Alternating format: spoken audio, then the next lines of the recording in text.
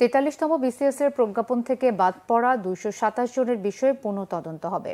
ফৌজদারি বা রাষ্ট্রদ্রোহের মতো গুরুতর অপরাধে সম্পৃক্ততা না থাকলে বাদ পড়াদের বড় অংশই আবার চাকরিতে যুক্ত হবেন, জানিয়েছেন জনপ্রশাসন সচিব ডক্টর মোখলেসুর রহমান। সচিবালয়ে তিনি সাংবাদিকদের আরও জানান, সরকারি কর্মকর্তারা চলতি অর্থবছর থেকেই মহার্ঘ ভাতা পাবেন।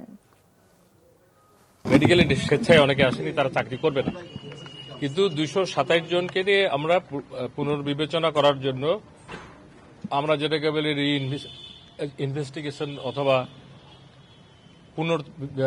তদন্ত, এই কাজ করে আমাদের একটা পর্যায়ে আসলো। আমরা আশাবাদী এই যে 227 বললাম, এর মেজরিটি, মোর দ্যান মেজরিটি আপনারা এই যেভাবে বিজ্ঞাপন জারি হয়েছে যারা নর্মাল, তাদের পক্ষেও জারি হবে। এটা একটা সময়ের ব্যাপার।